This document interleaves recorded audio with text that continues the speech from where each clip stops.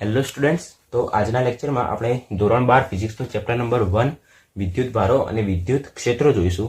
તો સૌપ્રથમ પહેલો ક્વેશ્ચન અહીં આપે છે કે કુલમ્બનો નિયમ સમજાવો. એનું આપણે અદિશ સ્વરૂપ જોઈએ સૌપ્રથમ. તો અહીંયા સૌપ્રથમ કુલમ્બનો નિયમ આપેલો છે કે બે બિંદુવત સ્થિર વિદ્યુત ભારો વચ્ચે લાગતું બળ એ તે બે વિદ્યુત ભારના ગુણાકારના સમપ્રમાણમાં અને તેમની વચ્ચેના અંતરના વર્ગના વ્યસ્ત પ્રમાણમાં હોય છે. તો સૌપ્રથમ આપણે આને આકૃતિ દ્વારા સમજીએ. બે બિંદુવત સ્થિર વિદ્યુત ભારો લઈએ. તો પહેલો લઈશું વિદ્યુત ભાર Q1, બીજો વિદ્યુત ભાર લઈશું Q2. તો બે બિંદુવત સ્થિર વિદ્યુત ભારો વચ્ચે લાગતું બળ બરાબર શું લખીશું? F. બળના શું કહેવાય? F. તો અહીંયા શું આપેલ છે? બે બિંદુવત સ્થિર વિદ્યુત ભારો વચ્ચે લાગતું બળ F એ તે બે વિદ્યુત ભારના ગુણાકારના સમપ્રમાણમાં આવશે એટલે ચલે છે આવશે. અને શું લખેલું છે? બે વિદ્યુત ભારના ગુણાકારના સમપ્રમાણમાં એટલે શું આવશે? Q1 અને Q2 ના સમપ્રમાણમાં અને તેમની વચ્ચેના અંતરના વર્ગના વ્યસ્ત પ્રમાણમાં. તો આપણે આ બે વચ્ચેનું અંતર કેટલું લઈએ? R લઈએ. તો અને બીજું F ચલે છે આપણે શું લખી શકીએ? તેમની વચ્ચેના અંતરના વર્ગના વ્યસ્ત પ્રમાણમાં. તો 1/r² થશે. તેમની વચ્ચેનું અંતર r એના વર્ગના અને વ્યસ્ત પ્રમાણમાં હોય છે. તો આપણે શું લખી શકીએ? F ચલે છે Q1 Q2 અને F ચલે છે 1/r². જો અહીંયા આવી રીતના આપેલું હોય તો આપણે શું લખી શકીએ? F ચલે છે Q1 Q2/r² લખી શકીએ.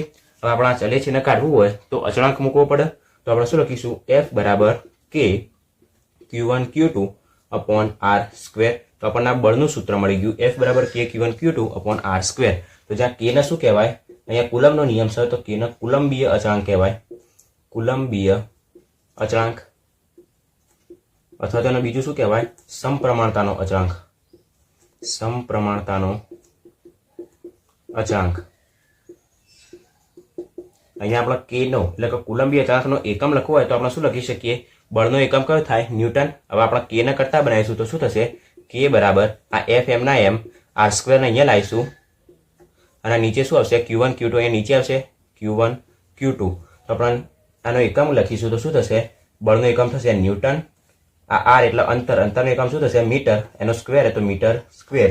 અને નીચે શું આવશે? વિદ્યુતભારનો એકમ કયો થાય? કુલમ્બ. અને અહીંયા બે વિદ્યુતભાર આપેલા છે તો કુલમ્બનો સ્ક્વેર. તો આપણે શું લખી શકીએ? Newton metre square. આ કુલમ્બના સ્ક્વેરનો ઉપર લઈ જઈશું તો કુલમ્બની -2 બરાબર. તો આ શું થઈ ગયો? K નો એકમ થઈ ગયો કુલંબીય અચળાંકનો. હવે આપણે આનું પારિમાણિક સૂત્ર લખવું હોય તો પારિમાણિક સૂત્ર શું થશે? અહીંયા ન્યૂટનનું કેટલું થાય? 112. આ રીતના આપણે યાદ રાખવાનું. પછી મીટરનું L2 અને કુલમનું -2 એનું શું થશે? A-2 અને T-2. તો આપણે આનું પારિમાણિક સૂત્ર લખીશું તો શું થશે? M1 L3 T-4 અને A-2.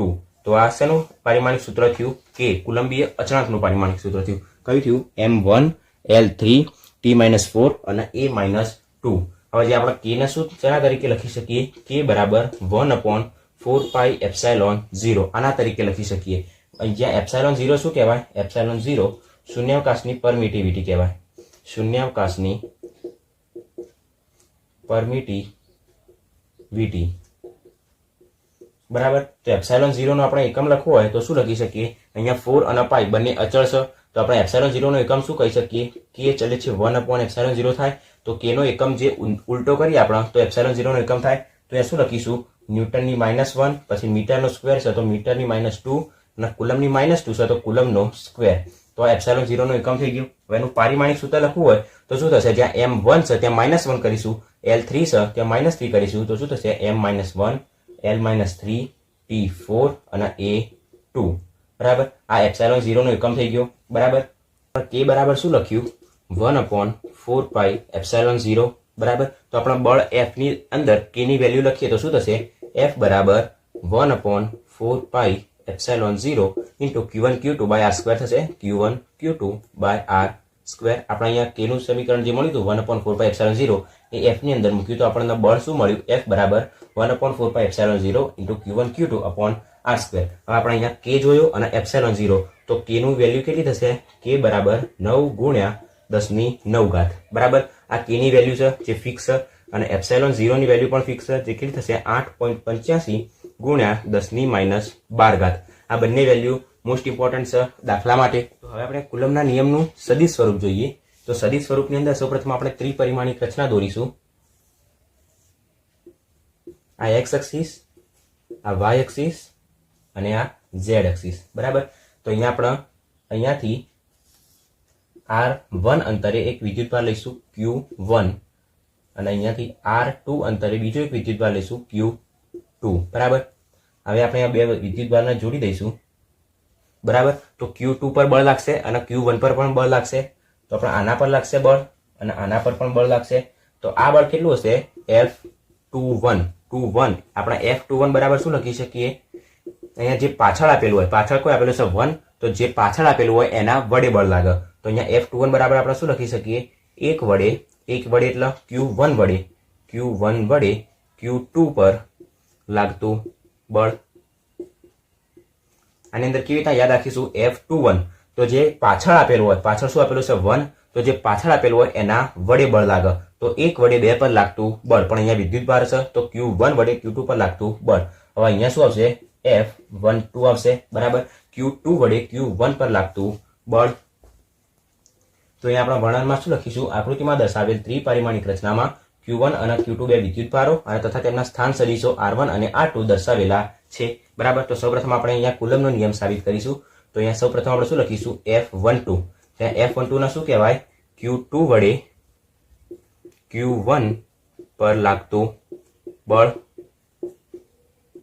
તો આપણા F12 બરાબર શું લખી શકીએ? કે Q1 Q2 upon R square લખીશું, પણ અહીંયા F12 હતો તો અહીંયા શું લખીશું? R12 નો સ્ક્વેર લખીશું. અને ત્રિપરિમાણિક છે તો ઇન્ટુ આપણે શું લખીશું? R12 નો કેપ લખીશું બરાબર. હવે આપણને ખબર છે આપણે કેપને દૂર કરવો હોય તો શું લખી શકીએ? આપણે R12 બરાબર આપણે શું લખી શકીએ? સદિશ ભાગ્યા એનું મૂલ્ય. તો સદિશમાં આવશે R12 નું સદિશ ભાગ્યા R12 એનું મૂલ્ય બરાબર. તો આપણે R વેલ્યુ જે રહી આ સમીકરણમાં મૂકીએ તો શું મળશે? F12 બરાબર કે Q1 Q2 upon આ R12 સ્ક્વેર એમના એમ ઇન્ટુ આ R12 કેપની જગ્યાએ આપણે મૂકીશું સદિશ R12 ભાગ્યા એનું મૂલ્ય R12. તો આ R12 સ્ક્વેર ઇન્ટુ R12 શું થશે? R12 નો ઘન થશે. તો તેથી F12 બરાબર કે Q1 Q2 ભાગ્યા R12 એનો ઘન થશે અને ઇન્ટુ આ R12 સદિશ એમના એમ. હવે આપણને ખબર છે R12 સદિશ આપેલો હોય તો એના બરાબર આપણે શું લખી શકીએ? R1 માઇનસ R2 લખી શકીએ. એવી રીતના જો R21 આપેલો હોય તો આપણે શું લખી શકીએ? R2 માઇનસ R1 લખી શકીએ. તો તેથી અહીંયા આપણે શું લખીશું? F12 બરાબર કે Q1 Q2 upon R12 નો સ્ક્વેર ઇન્ટુ R12 સદિશ ની જગ્યાએ આપણે શું લખીશું? R1 માઇનસ R2 બરાબર. તો અહીંયા આપણને આ F12 ની વેલ્યુ મળી. હવે આપણે F21 ની વેલ્યુ જોઈએ. તો હવે અહીંયા આપણે શું લખીશું? F21 નું શું કહેવાય? Q1 વડે Q2 પર લાગતું બળ. તો આપણે F21 ની જગ્યાએ શું લખી શકીએ? F21 બરાબર કે Q1 Q2 upon R21 નો સ્ક્વેર ઇન્ટુ R21 કેપ બરાબર. તો આપણે F21 બરાબર શું લખીશું? કે Q1 Q2 upon R21 square એમના એમ અને આપણે કેપ દૂર કરીશું તો શું થશે? સદિશ ભાગ્યા એનું મૂલ્ય. પણ R21 છે તો R21 સદિશ ભાગ્યા R21. અને હવે આપણે શું કરીશું? F21 બરાબર કે Q1 Q2 upon આ R21 સ્ક્વેર ઇન્ટુ R21 શું થશે? R21 નો ઘન થઈ જશે ઇન્ટુ R21 સદિશ એની જગ્યાએ આપણે શું લખી શકીએ? R2 માઇનસ R1 લખી શકીએ બરાબર. તો R21 F21 અને F12 બંનેની અંદર બધું સરખું હોય, પણ નીચે શું અહીંયા આપેલું છે? R21 નો ઘન છે અને R12 નો ઘન છે અને અહીંયા R2 માઇનસ R1 છે અને R1 માઇનસ R2 છે. તો જો આપણે અહીંયા વચ્ચે R1 માઇનસ R2 કરવું હોય અને અહીંયા 1 2 કરવું હોય તો આપણે શું કરીશું? તેથી F21 બરાબર આપણે શું કરીએ? કે Q1 Q2 upon R12 નો ઘન કરી દઈએ અને ઇન્ટુ અહીંયા શું કરીશું? R1 માઇનસ R2 કરી દઈએ બરાબર. તો અહીંયા આપણે ચિહ્ન બદલ્યું તો આગળ શું કરીશું? આપણે માઇનસ કરીશું. તો અહીંયા આપણને F21 અને F12 જો બંને સરખા થઈ ગયા તો તેથી આપણે શું કહી શકીએ? F12 બરાબર માઇનસ F21 બરાબર. અહીંયા F12 ની વેલ્યુ જે રહી એની એ જ વેલ્યુ છે F21 ની, પણ વચ્ચે ખાલી કયું અહીંયા આગળ ચિહ્ન આવી ગયું? માઇનસ ચિહ્ન આવી ગયું. તો એ આપણે શું કહી શકીએ? F12 બરાબર માઇનસ F21. તો સમીકરણ આના 1 આપીએ અને આના સમીકરણ નંબર 2 આપીએ તો આપણે શું લખીશું? સમીકરણ 1 અને 2 પરથી F12 equals to minus F21. તો આપણે કહી શકીએ કે કુલમનો નિયમ જે રહ્યો એ ન્યૂટનની ગતિના ત્રીજા નિયમનું પાલન કરે છે. તો હવે આપણે નેક્સ્ટ ક્વેશ્ચન જોઈએ કે જેની અંદર આપેલું છે કે વિદ્યુત ક્ષેત્ર વિશે માહિતી આપો અથવા તો આપે કે સમજાવો કે વિદ્યુત ક્ષેત્ર. તો અહીંયા વ્યાખ્યા આપે છે કે કુદરતમાં રહેલ દરેક વિદ્યુતભાર કોઈ વિદ્યુતભાર હોય એની આસપાસના વિસ્તારમાં એક ખાસ પ્રકારની અસર જોવા મળે છે જેને શું કહેવાય વિદ્યુતભારનું વિદ્યુત ક્ષેત્ર કહે છે.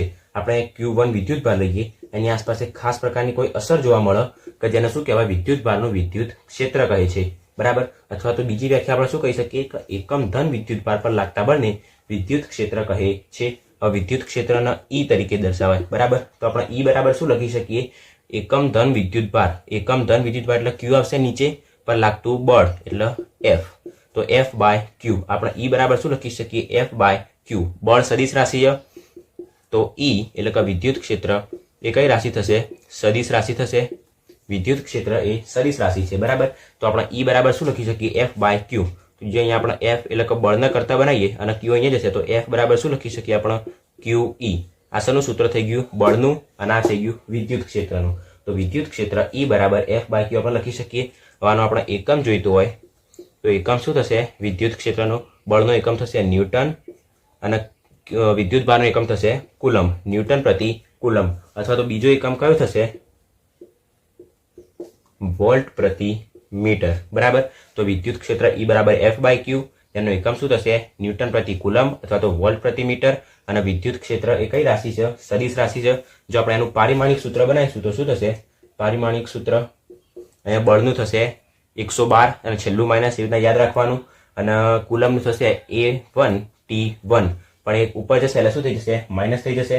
તો એનું પારિમાણિક સૂત્ર શું થશે M1 L1 T-3 A-1. બરાબર. તો આ વિદ્યુત ક્ષેત્રનું શું થઈ ગયું પારિમાણિક સૂત્ર. અહીંયા શું જોયું આપણે કુદરતમાં રહેલ દરેક વિદ્યુતભાર હોય એની આસપાસ એક ખાસ પ્રકારની અસર જોવા મળે અને જેને શું કહેવાય વિદ્યુતભારનું વિદ્યુત ક્ષેત્ર કહે છે. અથવા તો એકમ ધન વિદ્યુતભાર પર લાગતું બળ કે જેને શું કહેવાય વિદ્યુત ક્ષેત્ર. તો હવે અહીંયા આપણે જોઈએ કે બિંદુવત વિદ્યુતભારના લીધે ઉદ્ભવતું વિદ્યુત ક્ષેત્ર. તો સૌપ્રથમ આપણે અહીંયા એક દ્વિપારિમાણિક રચના દોરીશું. આ થશે x એક્સિસ અને આ y એક્સિસ. અહીંયા આપણે એક વિદ્યુતભાર લઈએ Q. આકૃતિમાં દર્શાવ્યા પ્રમાણે ઉદ્ગમ બિંદુ પર Q વિદ્યુતભાર રાખેલ છે અને Q વડે ઉદ્ભવતું વિદ્યુત ક્ષેત્ર હશે. અહીંયા ઉદ્ગમ બિંદુ પર Q વિદ્યુતભાર રાખેલું છે. બરાબર. તો આ વિદ્યુત ક્ષેત્ર વડે ઉદ્ભવતું કોઈ વિદ્યુત ક્ષેત્ર છે કે જેના વિદ્યુત ક્ષેત્રમાં અહીંયાથી r અંતરે એક બીજો વિદ્યુતભાર સ્મોલ q આવેલો છે. તો આપણે શું લખીશું કે આકૃતિમાં દર્શાવ્યા પ્રમાણે ઉદ્ગમ બિંદુ પર q વિદ્યુતભાર રાખેલ છે અને q વડે ઉદ્ભવતા વિદ્યુત ક્ષેત્રમાં r અંતરે સ્મોલ q વિદ્યુતભાર આવેલ છે. તો આપણે E બરાબર શું લખી શકીએ E બરાબર F બાય Q લખી શકીએ. વિદ્યુત ક્ષેત્ર આપણે જોયું. આને આપણે સમીકરણ નંબર 1 આપીશું. હવે આપણને ખબર છે કુલંબીય બળ શું થાય કુલંબીય બળ F બરાબર K Q1 Q2 upon r square થતા હતા. અહીંયા બે વિદ્યુતભાર કયા આપ્યા છે Q કેપિટલ Q અને સ્મોલ q. તો K Q Q upon r square થશે. બરાબર. તો આપણે આ F ની વેલ્યુ આ સમીકરણમાં મૂકીશું તો શું થશે E બરાબર K Q Q upon r Q અને આર્યો r સ્ક્વેર નીચે આવશે r સ્ક્વેર. તો આ q કેન્સલ થઈ જશે તો આપણને E બરાબર શું મળશે કે Q upon અહીંયા કેપિટલ Q આવશે કે Q upon r સ્ક્વેર. તો આ બિંદુવત વિદ્યુતભાર વડે ઉદ્ભવતું વિદ્યુત ક્ષેત્ર E બરાબર કે Q upon r સ્ક્વેર. તો અહીંયાથી આપણે શું કહી શકીએ વિદ્યુત ક્ષેત્ર એ અંતરના વર્ગના વ્યસ્ત પ્રમાણમાં હોય. બરાબર. E ચલે છે 1 upon r સ્ક્વેર. હવે આપણે અહીંયા જોઈએ કે જે કેપિટલ Q જે વિદ્યુતભાર રહ્યો એને શું કહેવાય સ્ત્રોત વિદ્યુતભાર કહેવાય. સ્ત્રોત વિદ્યુતભાર. અને સ્મોલ q વિદ્યુતભાર જે રહ્યો એને શું કહેવાય પરીક્ષણ વિદ્યુતભાર. પરીક્ષણ વિદ્યુતભાર કહે છે. બરાબર. તો જે સ્ત્રોત વિદ્યુતભાર જે રહ્યો એ પરીક્ષણ વિદ્યુતભાર કરતા હંમેશા કેવો હોય મોટો હોય. એટલે કે શું કરી શકાય કેપિટલ Q એ ગ્રેટર ધેન હોય કના કરતા સ્મોલ q કરતા. બરાબર. તો આ બિંદુવત વિદ્યુતભાર વડે ઉદ્ભવતું વિદ્યુત ક્ષેત્ર E બરાબર શું લખી શકાય કે Q બાય r સ્ક્વેર. આપણે શું જોઈએ આપણે અહીંયા એક ધન વિદ્યુતભાર લઈએ પ્લસ q અને અહીંયા ઋણ વિદ્યુતભાર લઈએ માઇનસ q. તો અહીંયા આપણે શું કહીશું કે ધન વિદ્યુતભાર માટે જે વિદ્યુત ક્ષેત્ર રહ્યું એ હંમેશા કઈ તરફ હોય બહારની તરફ હોય. તો ધન વિદ્યુતભાર હોય એનું વિદ્યુત ક્ષેત્ર કઈ તરફ હોય બહારની તરફ. અને જો ઋણ વિદ્યુતભાર હોય તો ઋણ વિદ્યુતભાર માટે વિદ્યુત ક્ષેત્ર કઈ તરફ હોય અંદરની તરફ હોય. બરાબર. ધન વિદ્યુતભાર માટે વિદ્યુત ક્ષેત્ર હંમેશા બહારની તરફ હોય અને ઋણ વિદ્યુતભાર માટે વિદ્યુત ક્ષેત્ર હંમેશા અંદરની તરફ હોય. આપણે આગળ જોયું હતું કે ઈ ચાલે છે 1/r² થતું હતું, તો અહીંયા આપણે ઈ અને r નો આલેખ દોરીશું તો એ કેવું થશે, આ રીતના મળશે આપણને, બરાબર. ક્વેશ્ચન જોઈએ કે વિદ્યુત ક્ષેત્ર રેખાઓની લાક્ષણિકતાઓ. તો એક મોસ્ટ ઇમ્પોર્ટન્ટ ક્વેશ્ચન છે, મોસ્ટ ઇમ્પોર્ટન્ટ, બરાબર. તો અહીંયા વિદ્યુત ક્ષેત્ર રેખાની લાક્ષણિકતામાં સૌપ્રથમ આપણે પહેલી લાક્ષણિકતા કઈ લખીશું કે વિદ્યુત ક્ષેત્ર રેખાઓ જે રહી એ ધનથી શરૂ થાય અને ઋણમાં અંત પામે છે, બરાબર. પહેલી લાક્ષણિકતા આપણે શું લખીશું કે વિદ્યુત ક્ષેત્ર રેખા એ ધનથી શરૂ થાય અને ઋણમાં અંત પામે છે. પછી બીજા મુદ્દામાં આપણે લખીશું કે વિદ્યુત ક્ષેત્ર રેખાઓ એ બંધ ગાળો રચતી નથી,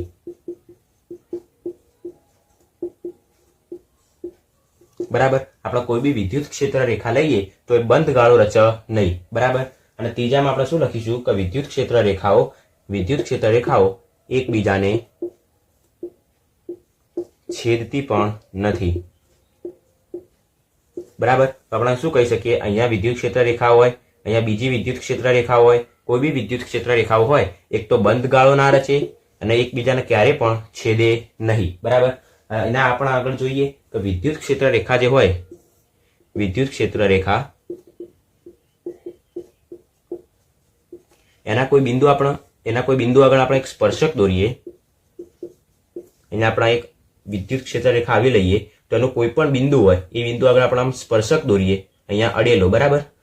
તો તે બિંદુ પાસે દોરેલો સ્પર્શક એ તે બિંદુ પાસે વિદ્યુત ક્ષેત્રની દિશા આપે, વિદ્યુત ક્ષેત્રની દિશા આપે. શું કીધું આપણે, વિદ્યુત ક્ષેત્ર રેખાઓના કોઈ બિંદુ પાસે દોરેલો સ્પર્શક એ તે બિંદુ પાસે વિદ્યુત ક્ષેત્રની દિશા આપે. એ પછી આપણે શું કહી શકીએ કે જો વિદ્યુત ક્ષેત્ર રેખાઓ જે રહી એકદમ ગીચોગીચ હોય, આવી રીતના એકદમ નજીક હોય, ગીચોગીચ, તો વિદ્યુત ક્ષેત્ર કેવું હશે, પ્રબળ હશે, પ્રબળ.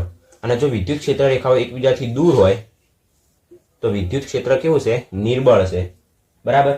તો શું કીધું આપણે કે જો વિદ્યુત ક્ષેત્ર રેખાઓ એકદમ ગીચોગીચ હોય અથવા તો નજીક હોય તો વિદ્યુત ક્ષેત્ર પ્રબળ છે, અને જો વિદ્યુત ક્ષેત્ર રેખાઓ છૂટી છવાઈ હોય તો વિદ્યુત ક્ષેત્ર કેવું છે, નિર્બળ છે. હવે આપણે જોઈએ કે સમાન વિદ્યુત ક્ષેત્ર હોય તો સમાન વિદ્યુત ક્ષેત્રમાં ક્ષેત્ર રેખાઓ એકબીજાને સમાંતર અને સમાન અંતરે હોય છે. શું કીધું, સમાન વિદ્યુત ક્ષેત્ર હોય, સમાન વિદ્યુત ક્ષેત્ર આવું હોય તો સમાન વિદ્યુત ક્ષેત્રમાં ક્ષેત્ર રેખાઓ એકબીજાને સમાંતર હોય અને એમની વચ્ચેનું અંતર પણ કેવું હોય, સમાન હોય, બરાબર. કે આપણે કોઈ સપાટી લઈએ અને સપાટી પર વિતરિત થયેલો જે કોઈ વિદ્યુત ભાર હોય તો એનું વિદ્યુત ક્ષેત્ર એ સપાટીને કેવું હોય, લંબ હોય. ઉદાહરણ તરીકે આપણે કોઈ એક સપાટી લીધી તો આ સપાટી પર અહીંયા વિદ્યુત ભાર થશે, આપણે ધન વિદ્યુત ભાર લઈએ, બરાબર. અહીંયા બધા ધન વિદ્યુત ભાર લઈએ તો આ કોઈ પણ સપાટી પર વિતરિત થયેલો વિદ્યુત ભાર એનું વિદ્યુત ક્ષેત્ર કેવું છે, સપાટીને લંબ હશે. અહીંયા લંબ થશે એટલે 90° થશે. આનું વિદ્યુત ક્ષેત્ર આ બાજુ છે, આનું અહીંયા કીએ છે આ બાજુ. એ રીતના શું કીધું આપણે કે કોઈ પણ સપાટી પર વિતરિત થયેલો વિદ્યુત ભાર નું વિદ્યુત ક્ષેત્ર હંમેશા સપાટીને કેવું હોય, લંબ જ હોય. પછી આપણે શું કહી શકીએ કે વિદ્યુત ક્ષેત્ર રેખાઓ જે રહી એ કેવી હોય, સળંગ વક્ર છે, સળંગ વક્ર છે. પછી વિદ્યુત ક્ષેત્ર રેખાઓ સુવાહકમાંથી પસાર થતી નથી અને વિદ્યુત ક્ષેત્ર રેખાઓ જે રહી એ સુવાહકની સપાટીને કેવી હોય, લંબ હોય છે. તો આપણે સૌપ્રથમ પહેલી કઈ લાક્ષણિકતા જોઈ કે વિદ્યુત ક્ષેત્ર રેખાઓ ધનથી શરૂ થાય અને ઋણમાં અંત પામે છે. પછી બીજા નંબરમાં વિદ્યુત ક્ષેત્ર રેખાઓ બંધ ગાળો રચતી નથી. ત્રીજા નંબરમાં વિદ્યુત ક્ષેત્ર રેખાઓ એકબીજાને છેદતી પણ નથી. પછી ચોથા નંબરમાં આપણે શું જોયું કે વિદ્યુત ક્ષેત્ર રેખાના કોઈ બિંદુ પાસે દોરેલો સ્પર્શક એ તે બિંદુ પાસે વિદ્યુત ક્ષેત્રની દિશા આપે. પછી પાંચમા નંબરમાં આપણે શું કીધું કે જો વિદ્યુત ક્ષેત્ર રેખાઓ જો ગીચોગીચ હોય તો વિદ્યુત ક્ષેત્ર કેવું છે, પ્રબળ, અને જો વિદ્યુત ક્ષેત્ર રેખાઓ છૂટી છવાઈ હોય તો વિદ્યુત ક્ષેત્ર કેવું છે, નિર્બળ છે. એના પછી આપણે જોયું કે સમાન વિદ્યુત ક્ષેત્ર હોય, આમ સમાન વિદ્યુત ક્ષેત્ર હોય, સમાન વિદ્યુત ક્ષેત્રમાં આ જે ક્ષેત્ર રેખાઓ રહી એ કેવી હોય, એકબીજાની સમાંતર અને એમની વચ્ચેનું અંતર કેવું હોય, સમાન હોય. એટલે કે સમાન વિદ્યુત ક્ષેત્રમાં ક્ષેત્ર રેખા એકબીજાને સમાંતર અને સમાન અંતરે હોય છે. પછી કોઈ સપાટી હોય, સપાટી પર વિદ્યુત થયેલો વિદ્યુત ભાર એનું વિદ્યુત ક્ષેત્ર હંમેશા કેવું હોય, સપાટીને લંબ હોય. પછી વિદ્યુત ક્ષેત્ર રેખાઓ સળંગ વક્ર છે, એકદમ સળંગ વક્ર હોય અને વિદ્યુત ક્ષેત્ર રેખાઓ સુવાહકમાંથી પસાર થતી નથી અને સુવાહકની સપાટીને કેવી હોય, લંબ હોય છે. તો આ શું થઈ ગયું, વિદ્યુત ક્ષેત્ર રેખાઓની લાક્ષણિકતાઓ. પછી મોસ્ટ ઇમ્પોર્ટન્ટ ક્વેશ્ચન છે. હવે અહીંયા નેક્સ્ટ ક્વેશ્ચન આપેલો છે કે વિદ્યુત ડાયપોલ અને ડાયપોલ મોમેન્ટ સમજાવો. તો અહીંયા વ્યાખ્યા આપેલ છે કે એકબીજાથી સમાન અંતરે રહેલા સમાન મૂલ્યના અને વિજાતીય વિદ્યુત ભારોથી બનતી રચના એને શું કહેવાય, વિદ્યુત ડાયપોલ કહે છે. તો શું આપેલ છે કે એકબીજાથી સમાન અંતરે અને સમાન મૂલ્યના, તો આનું મૂલ્ય Q હોય આનું મૂલ્ય ક્યુ હશે, પણ કેવા વિજાતીય વિદ્યુત ભારો. તો આ પ્લસ ક્યુ, આ માઇનસ ક્યુ, એનાથી જે બનતી રચના રહી એને શું કહેવાય? વિદ્યુત ડાયપોલ કહે છે. હવે વિદ્યુત ડાયપોલ જે રહ્યો એને શેના તરીકે દર્શાવાય? પી તરીકે દર્શાવાય છે. પછી વિદ્યુત ડાયપોલ જે રહી એ કેવી રાશિ છે? સદિશ રાશિ છે. બરાબર. હવે વિદ્યુત ડાયપોલની દિશા પૂછાઈ શકે. મોસ્ટ ઇમ્પોર્ટન્ટ કે વિદ્યુત ડાયપોલની દિશા કઈ આવે? તો ઋણથી ધન તરફ, માઇનસ ક્યુ થી પ્લસ ક્યુ તરફ. એટલે કશું કહી શકાય? ઋણથી ધન તરફ. બરાબર. હવે વિદ્યુત ડાયપોલ અને વિદ્યુત ડાયપોલ મોમેન્ટ બંને એક જ છે. વિદ્યુત ડાયપોલ મોમેન્ટને પણ શેના તરીકે દર્શાવાય? પી તરીકે. તો આપણે પી બરાબર શું લખી શકીએ? અહીંયા પ્લસ ક્યુ લીધો, માઇનસ ક્યુ લીધો. આપણા બંને વચ્ચેનું અંતર કેટલું લઈએ? 2a લઈશું. આ પ્લસ ક્યુ, આ માઇનસ ક્યુ, બંને વચ્ચેનું અંતર કેટલું થશે? 2a. તો અહીંયા આપણે શું લખી શકીએ? પી બરાબર 2a ક્યુ. બરાબર. એકબીજાથી સમાન અંતરે અંતર કેટલું આપેલું છે? 2a. એક પ્લસ વિદ્યુતભાર, એક માઇનસ વિદ્યુતભાર. તો અહીંયા આપણે શું લીધો? ક્યુ. તો પી બરાબર શું થશે? 2a ક્યુ. આપણે આનો એકમ લખીશું તો એકમ શું થશે? વિદ્યુત ડાયપોલ અથવા તો ડાયપોલ મોમેન્ટનો એકમ કયો થશે? આ 2a એટલે કે અંતર છે, તો અંતરનો એકમ કયો થશે? મીટર.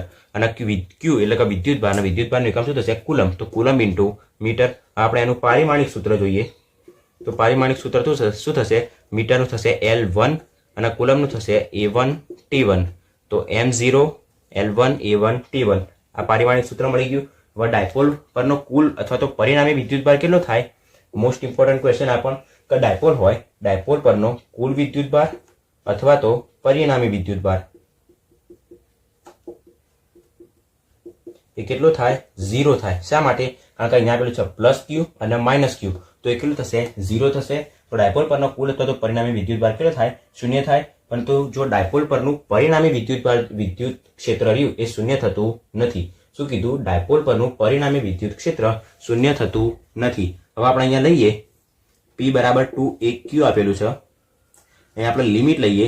જો limit 2a tense two 0, 2a tense two 0 એટલે કે અંતર જે રહ્યું એ કેવું થઈ ગયું? 0 તરફ થઈ ગયું. એટલે કે બે વચ્ચેનું અંતર જે રહ્યું એ કેવું થઈ ગયું? ઘટી રહ્યું. તો 2a ટેન્સ ટુ 0 અને limit q tense two infinity. બરાબર. એટલે કે વિદ્યુત ભાર કેવો થઈ ગયો? વધી રહ્યો. એટલે ઇન્ફાઇનાઇટ તરફ થઈ રહ્યો. તો એને શું કહેવાય? એને બિંદુ ડાયપોલ કહે છે.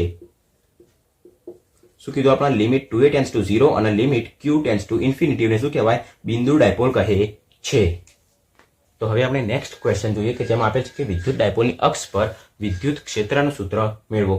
આ ક્વેશ્ચન પણ એકદમ મોસ્ટ ઇમ્પોર્ટન્ટ ક્વેશ્ચન છે. બરાબર. તો આપણે શું લઈશું? વિદ્યુત ડાયપોલ માટે અક્ષ પર વિદ્યુત ક્ષેત્રનું. તો આપણે એક અક્ષ લઈશું કે જેના ઉપર આપણે શું લખીશું? પ્લસ ક્યુ અને માઇનસ ક્યુ. આ શું લીધી? આપણે અક્ષ પર એક ડાયપોલ લીધી. બરાબર. આપણે વિદ્યુત ક્ષેત્ર શોધવું છે. તો અહીંયા એક કેન્દ્ર લઈશું. તો વિદ્યુત ડાયપોલના કેન્દ્રથી આપણે એક r અંતર લઈશું. આ કેન્દ્રથી r અંતરે આપણે એક બિંદુ લઈશું, P બિંદુ. આપણે P પાસે શું શોધવું છે? વિદ્યુત ક્ષેત્ર. તો અહીંયા આપણે શું લખીશું કે આકૃતિમાં વિદ્યુત ડાયપોલ દર્શાવેલ છે અને ડાયપોલના મધ્ય બિંદુથી r અંતરે આવેલા P બિંદુ પાસે આપણે વિદ્યુત ક્ષેત્ર શોધવું છે. બરાબર. તો અહીંયા પ્લસ ક્યુ થી માઇનસ ક્યુ વચ્ચેનું અંતર કેટલું થશે? 2a થશે. આ એનું કેન્દ્ર. તો આટલું અંતર કેટલું થશે? અડધું a. અને આર્યું અડધું અંતર પણ થશે a. બરાબર. તો અહીંયા આપણે પ્લસ ક્યુ વડે પણ પી પાસે વિદ્યુત ક્ષેત્ર લાગશે અને માઇનસ ક્યુ વડે પણ પી પાસે વિદ્યુત ક્ષેત્ર લાગશે. તો આપણે બંને વિદ્યુત ક્ષેત્ર શોધીશું. તો પી થી પ્લસ ક્યુ સુધીનું અંતર અને પી થી માઇનસ ક્યુ સુધીનું અંતર, આ બે અંતર કેટલા થશે? તો આ અંતર કેટલું થશે? આખા આર માંથી આપણે એ ને બાદ કરી દઈએ તો આપણને આટલું અંતર મળી જશે. તો કેટલું થશે? r minus a. અને આર્યું આખું અંતર કેટલું થશે? આટલા r માં આટલો a ઉમેરી દઈએ તો શું થશે? r plus a. બરાબર. તો અહીંયા આપણે સૌપ્રથમ શું લખીશું કે પ્લસ ક્યુ ને લીધે પી પાસે મળતું વિદ્યુત ક્ષેત્ર, પી પાસે મળતું અથવા તો ઉદ્ભવતું વિદ્યુત ક્ષેત્ર એ આપણે કેટલું મળશે? E પ્લસ લઈશું. કારણ કે પ્લસ ક્યુ વિદ્યુત ભાર હતો તો આપણે કેટલું લઈશું? E પ્લસ લઈશું. આપણે આગળ સૂત્ર જોયું હતું બિંદુવત વડે ઉદ્ભવતું વિદ્યુત ક્ષેત્ર, કે જેમાં શું હતું? કે વિદ્યુત ક્ષેત્ર E બરાબર KQ અપોન r² હતું. તો શું થશે? KQ અપોન અહીંયા પ્લસ ક્યુ વડે પી પાસે સુધીનું અંતર કેટલું છે? r minus a. તો શું થશે? r માઇનસ a નો સ્ક્વેર. તો આપણે શું લઈશું? માઇનસ ક્યુ ને લીધે પી પાસે ઉદ્ભવતું વિદ્યુત ક્ષેત્ર, તો એને શું લઈશું? E માઇનસ લઈશું. તો એ કેટલું મળશે? માઇનસ ક્યુ ના લીધે મળે તો શું થશે? માઇનસ KQ અપોન એનું અંતર કેટલું છે? r plus a. તો r પ્લસ એનો સ્ક્વેર, બરાબર. તો હવે આપણે આકૃતિની જરૂર નથી, આપણા E પ્લસ અને E માઇનસ બંને મળી ગયું. તો P પાસે ઉદ્ભવતું કુલ વિદ્યુત ક્ષેત્ર કેટલું થશે? E plus plus E minus, આ બંનેના સરવાળા જેટલું મળશે. લખીશું કે P પાસે ઉદ્ભવતું કુલ વિદ્યુત ક્ષેત્ર, કે જેને આપણે શું કહીશું? E કહીશું. તો E બરાબર કેટલું થશે? E plus plus E minus થશે. આપણે E પ્લસ અને E માઇનસ શોધ્યા હતા, બંનેના સરવાળા જેટલું થશે.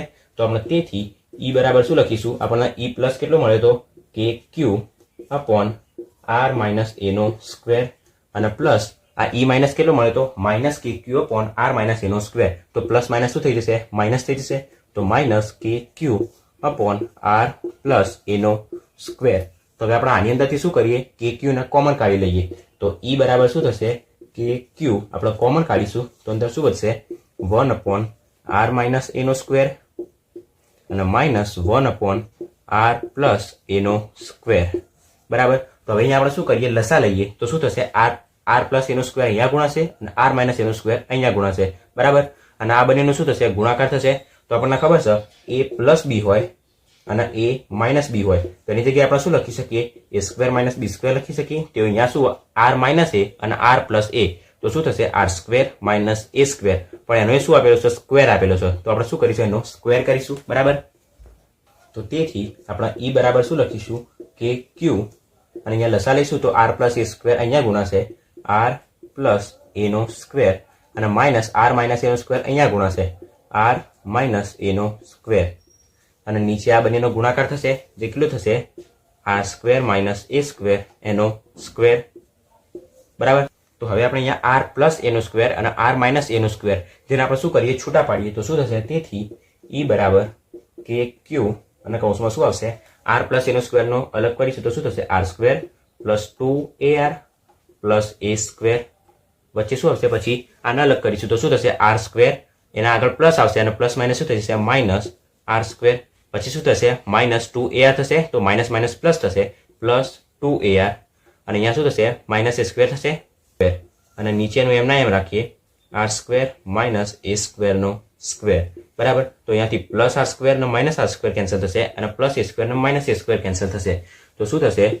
તેથી E બરાબર કે ક્યુ, અને અહીંયા શું વધશે? 2ar પ્લસ 2ar લખેલા થશે, 4ar થશે, અને નીચેનું એમના એમ r સ્ક્વેર માઇનસ a સ્ક્વેરનો સ્ક્વેર, બરાબર. અહીંયા વિદ્યુત ડાયપોલની એક્સ પર શોધવાનું હોય તો અહીંયા વિદ્યુત ડાયપોલ એટલે કે P જોઈશે, બરાબર. તો E બરાબર આપણે શું લખીશું? આપણને ખબર છે P બરાબર શું થશે? 2aq. અહીંયા આપણી પાસે a પણ છે, q પણ છે, અને અહીંયાથી આપણે 4 માંથી 2 કોમન કાઢી દઈશું. તો શું થશે? અહીંયા કે q, અને કૌંસમાં આપણે 2a કોમન કાઢી દઈશું. 2a તો અંદર શું વધશે? 2 ઇન્ટુ r વધશે, અને નીચેનું એમના એમ r સ્ક્વેર માઇનસ a સ્ક્વેરનો સ્ક્વેર. તો આપણે 2aq ની જગ્યાએ શું લખી શકીએ? p લખી શકીએ. તો E બરાબર શું થશે? p, અને અહીંયા શું વધશે? k, અને અહીંયા 2r, તો 2kpr, અને નીચે શું આવશે? r સ્ક્વેર માઇનસ a સ્ક્વેરનો સ્ક્વેર. તો અહીંયા આપણને શું મળ્યું? તેથી E બરાબર 2kpr, અને નીચે શું મળ્યું? r સ્ક્વેર માઇનસ a સ્ક્વેરનો સ્ક્વેર. હવે આપણે અહીંયા શું લઈશું? કે જ્યાં r જે રહ્યો એ a કરતાં કેવો હોય? વધારે જ મોટો હોય. તો r ગ્રેટર દેન a, તો આપણે a ને શું કરી લઈએ? અવગણી શકીએ. તો તેથી E બરાબર શું થશે? 2kpr upon r square. અહીંયા a ની જગ્યાએ આપણે કશું ન લખીએ, r ને a ને કેન્સલ કરી દઈશું. તો r સ્ક્વેર એનો શું થશે? સ્ક્વેર થશે. તો બરાબર 2kpr અપોન શું થશે? સ્ક્વેરનો સ્ક્વેર એટલે r ની 4 ઘાત થશે. તો અહીંયાથી એક r કેન્સલ થશે. તો તેથી E બરાબર આપણને શું મળશે? 2kp અપોન અહીંયા r ક્યુબ થશે, r નો ઘન. તો E બરાબર 2kp અપોન r ક્યુબ અથવા તો r નો ઘન. ડાયપોલની વિદ્યુત ડાયપોલની અક્ષ પર વિદ્યુત ક્ષેત્રનું સૂત્ર, કે જે ખૂબ મોસ્ટ ઇમ્પોર્ટન્ટ ક્વેશ્ચન છે. હવે આપણે વિદ્યુત ડાયપોલની વિષુવ રેખા પર વિદ્યુત ક્ષેત્રનું સૂત્ર જોઈએ. તો તેની અંદર સૌ પ્રથમ શું લઈશું? આપણે એક વિષુવ રેખા ઉપર એક ડાયપોલ લઈશું. તો અહીંયા આવશે પ્લસ ક્યુ અને આ માઇનસ ક્યુ. આપણે ડાયપોલ થઈ ગઈ. તો ડાયપોલના કેન્દ્રથી આપણે r અંતરે એક P બિંદુ લઈશું, બરાબર. આ અંતર કેટલું થશે? r થશે. તો આપણે શું કીધું? વિષુવ રેખા પર આપણે એક ડાયપોલ લીધી કે જેના કેન્દ્રથી આર અંતરે આપણે બિંદુ પી રાખેલ છે કે જ્યાં આપણે શું શોધવાનું છે, વિદ્યુત ક્ષેત્ર શોધવાનું, બરાબર. તો આટલું આખું અંતર કેટલું થશે, 2a થશે, અને આટલું અડધું અંતર a, અને આ બીજું અડધું અંતર પણ થશે a, બરાબર. તો આખું કેટલું થઈ ગયું, 2a થઈ ગયું, બરાબર. આપણા પ્લસ ક્યુ માંથી પી ઉપર એક લાઈન દોરીએ અને માઇનસ ક્યુ માંથી પી ઉપર એક લાઈન દોરીએ, બરાબર. તો હવે આ અંતર a છે, આ અંતર કેટલું છે, r. તો આર્યું અંતર કેટલું થશે, આ ખૂણો આપણે કહીએ થીટા, આ ખૂણો 90 અંશનો થશે. તો આપણને ખબર છે 90 અંશના ખૂણાની સામેની બાજુ કયું થશે, કર્ણ થશે. તો કર્ણ કેટલું થશે, આનો સ્ક્વેર અને આનો સ્ક્વેર. તો શું થશે, √ a square plus r square. એવી રીતના આ લાઈને કેટલી થશે, √ a square plus r square, બરાબર. તો આપણને આ વેલ્યુ મળી ગઈ. હવે આપણે અહીંયા આગળની બાજુ શું લઈએ, અહીંયા આપણે વિદ્યુત ક્ષેત્ર શોધવાનું હોય. તો આપણે અહીંયાથી એક આમ લાઈન દોરીશું. તો અહીંયા લાગતું વિદ્યુત ક્ષેત્ર કેટલું હશે, E પ્લસ સાઇન થીટા. અહીંયા પણ હશે E માઇનસ સાઇન થીટા. અહીંયા આ બે વાત જ યાદ રાખવાની છે કે ડાબી બાજુ લઈશું એ E માઇનસ સાઇન થીટા, જમણી બાજુ લઈશું E પ્લસ સાઇન થીટા, અને નીચેની તરફ આપણે શું લઈશું, કોસ થીટા લઈશું, કે જે કેટલું હશે, minus E plus cos theta અને minus E minus cos theta. જો આ સમજણ પડી ગઈ તો વિષુવ રેખા પર વિદ્યુત ક્ષેત્રનું સૂત્ર એકદમ સરળતાથી સમજી જવાશે. તો અહીંયા આપણે શું લીધું, E plus sine theta, E minus sine theta, અને નીચેની તરફ શું લીધું, નીચેની તરફ બંને કેવા હશે, માઇનસ હશે. તો શું થશે, minus E plus cos theta અને minus E minus cos theta. તો હવે આપણે શું લખીશું કે પ્લસ ક્યુ વડે પી પાસે ઉદ્ભવતું વિદ્યુત ક્ષેત્ર, પ્લસ ક્યુ વડે પી પાસે ઉદ્ભવતું વિદ્યુત ક્ષેત્ર E પ્લસ બરાબર શું થશે, કે ક્યુ અપોન આર સ્ક્વેર પ્લસ એ સ્ક્વેર, બરાબર. અને માઇનસ ક્યુ વડે પી પાસે ઉદ્ભવતું વિદ્યુત ક્ષેત્ર E માઇનસ બરાબર શું થશે, કે ક્યુ અપોન એ પણ કેટલું થશે, આર સ્ક્વેર પ્લસ એ સ્ક્વેર, બરાબર. શું લખ્યું આપણે, પ્લસ ક્યુ વડે ઉદ્ભવતું વિદ્યુત ક્ષેત્ર અને માઇનસ ક્યુ વડે ઉદ્ભવતું વિદ્યુત ક્ષેત્ર. તો અહીંયા આપણે અહીંયા આ અક્ષ પર શું લખેલું છે, E minus E plus cos theta અને minus E minus cos theta. તો અહીંયા આપણે કુલ E જોઈતો હોય, પરિણામી E, તો એના બરાબર આપણે શું લખી શકીએ, આ બેનો સરવાળો કરીશું. તો minus E plus cos theta minus E minus cos theta. તો શું થશે, minus E minus cos theta, બરાબર. અહીંયા આપણે E બરાબર minus E plus cos theta minus E minus cos theta, આ બંનેનો શું કર્યો, સરવાળો કર્યો. હવે આપણે E પ્લસ અને E માઇનસની વેલ્યુ આની અંદર મૂકીશું. તો હવે આપણને અહીંયા શું મળ્યું, E બરાબર minus E plus cos theta minus E minus cos theta. તો આપણે અહીંયાથી માઇનસ કોમન લઈ લઈએ અને કોસ થીટાને પણ કોમન લઈ લઈએ. તો શું થશે, તેથી E બરાબર આપણે અહીંયા માઇનસ કોમન લઈ લઈશું તો અંદર શું થઈ જશે, પ્લસ થઈ જશે. તો E plus plus E minus, અને કોસ થીટા પણ આપણે કોમન લઈ લઈએ. તો આપણી પાસે E પ્લસ અને E માઇનસની વેલ્યુ હતી એ આની અંદર મૂકીએ. તો તેથી E બરાબર આ માઇનસ E પ્લસની વેલ્યુ કેટલી હતી, કે ક્યુ અપોન આર સ્ક્વેર પ્લસ એ સ્ક્વેર પ્લસ કે ક્યુ અપોન આર સ્ક્વેર પ્લસ એ સ્ક્વેર અને ઇન્ટુ કોસ થીટા એમના એમ. તો આ કેટલું થયું, કે ક્યુ અપોન આર સ્ક્વેર પ્લસ એ સ્ક્વેર અને કે ક્યુ અપોન આર સ્ક્વેર પ્લસ એ સ્ક્વેર બે વખત છે તો શું થઈ જશે, 2 થઈ જશે. તો તેથી E બરાબર minus 2kq upon r square plus એ સ્ક્વેર, અને ઇન્ટુ અહીંયા આપણે કોસ થીટાની જગ્યાએ શું લખીશું, આપણે અહીંયા એક ડાયપોલ લીધી હતી, અહીંયા પી અંતર હતું, અહીંયા આપણે શું લીધું હતું, થીટા લીધો હતો. આ અંતર કેટલું હતું, આર હતું, આટલું અંતર કેટલું હતું, એ, અને આ અંતર કેટલું હતું, √r સ્ક્વેર પ્લસ એ સ્ક્વેર હતું. તો આની અંદર આપણે કોસ થીટા લઈએ તો કોસ થીટા બરાબર શું થાય, પાસેની બાજુ ભાગ્યા કર્ણ. તો પાસેની બાજુ કઈ થશે, એ, અને ભાગ્યા કર્ણ કયું થશે, √r સ્ક્વેર પ્લસ એ સ્ક્વેર. આપણે √r સ્ક્વેર પ્લસ એ સ્ક્વેરને કઈ રીતના લખી શકીએ, √r સ્ક્વેર પ્લસ એ સ્ક્વેર, એના બરાબર આપણે શું લખી શકીએ, r સ્ક્વેર પ્લસ એ સ્ક્વેરની 1/2 ઘાત લખી શકીએ, બરાબર. તો આપણે કોસ થીટાની જગ્યાએ શું લખી શકીએ, a અપોન r square plus A square raise to 1/2. તો આપણે કોસ થીટાની જગ્યાએ શું લખીશું, a/r square plus A square raise to 1/2 લખીશું. તો અહીંયા ઇન્ટુ a અપોન r square plus A square raise to 1/2, બરાબર. આપણે વિદ્યુત ડાયપોલની વિષુવ રેખા પર જોઈએ તો અહીંયા ડાયપોલ P હોવું જોઈશે, બરાબર. તો E બરાબર શું થશે, આ માઇનસ એમના એમ, આપણે 2a અને q એની જગ્યાએ શું લખીશું, p લખીશું. તો k અને p વધશે તો k p અપોન આ શું થશે, આર સ્ક્વેર પ્લસ એ સ્ક્વેર એમના એમ, અને આ આર સ્ક્વેર પ્લસ એ સ્ક્વેરની 1/2. તો અહીંયા આર સ્ક્વેર પ્લસ એ સ્ક્વેરની આપણે એક ઘાત કહી શકીએ. તો શું કહેવાય, a ની એક ઘાત અને ઇન્ટુ a ની 1/2 ઘાત. તો આપણે a બરાબર શું લખી શકીએ, ગુણાકાર હોય તો ઘાતનો શું થાય, સરવાળો થાય, a પ્લસ a બાય 1/2 તો a એની કેટલી ઘાત થશે આ 2 ને અહીંયા ગુણીશું તો 2 + 1/2 તો એની 3/2 થશે તો એ રીતના અહીંયા r² + a² ની કેટલી થશે 3/2 થશે તો r² + a² રેઝ ટુ કેટલી થશે 3/2 હવે અહીંયા આપણે શું કરીએ r ને ગ્રેટર ધેન a લઈશું તો અહીંયા આપણે a ને શું કરીશું અવગણીશું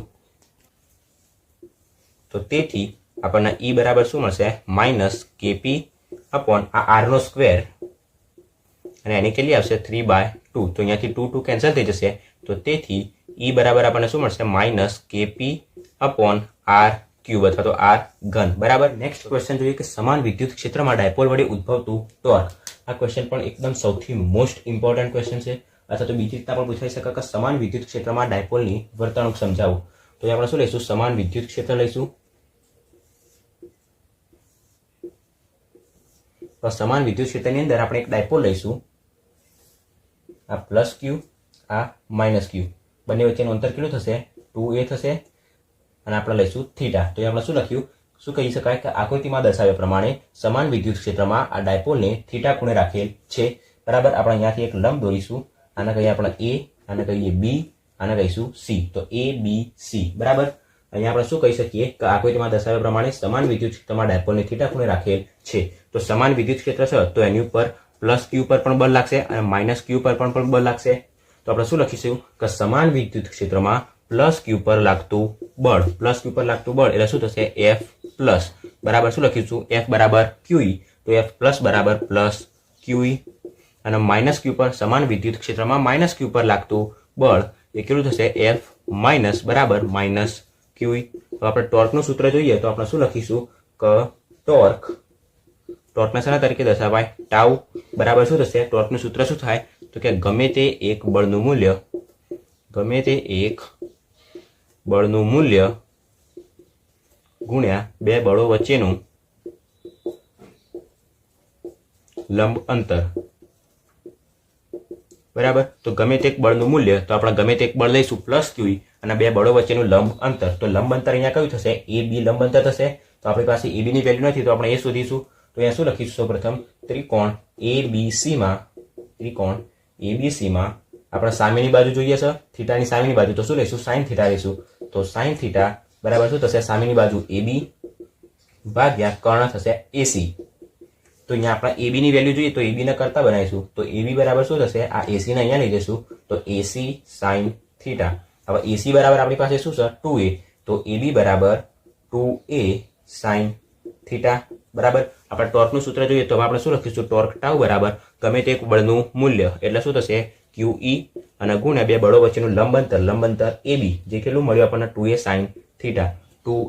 sin થીટા તો ટોર્ક ટાઉ બરાબર અહીંયા 2aq ની જગ્યાએ આપણે શું લખીશું P ડાયપોલ મોમેન્ટ તો શું હશે PE sin થીટા અને બીજી રીતના પણ લખવું હોય તો આપણે શું લખી શકીએ ટોર્ક ટાઉ બરાબર P ક્રોસ E બરાબર તો આપણને આનું સૂત્ર મળી ગયું સમાન વિદ્યુત ક્ષેત્રમાં ડાયપોલ વડે ઉદ્ભવતું ટોર્ક ટાઉ બરાબર PE sin થીટા અથવા તો P ક્રોસ E જ્યાં P ને શું કહેવાય ડાયપોલ મોમેન્ટ E એ વિદ્યુત ક્ષેત્ર અને sin થીટા એમાં થીટા શું હોય તો P અને E વચ્ચેનો ખૂણો બરાબર આગળ આપણે જોઈએ કે સતત વિદ્યુતભાર વિતરણ સમજાવો તો સતત વિદ્યુતભાર રહ્યો એટલે કે વિદ્યુતભારનું સતત વિતરણ એ કેવી રીતે થાય 3 રીતે થાય તો જેમાં પહેલા કઈ આવશે કે રેખીય વિદ્યુતભાર વિતરણ બીજી આવશે પૃષ્ઠ વિદ્યુતભાર વિતરણ અને ત્રીજા નંબરમાં આવશે કદ વિદ્યુતભાર વિતરણ તો એમાં રેખીય વિદ્યુતભાર વિતરણ કોને કહેવાય કે જો કોઈ રેખા પર વિદ્યુતભારનું સતત વિતરણ થતું હોય તો એને રેખીય વિદ્યુતભાર વિતરણ કહેવાય જેના શું કહેવાય લેમ્બડા બરાબર આપણે શું લખીએ Q/L એટલે કે આપણે શું લખી શકીએ એકમ લંબાઈ દીઠ પથરાયેલા વિદ્યુતભાર જેને શું કહેવાય રેખીય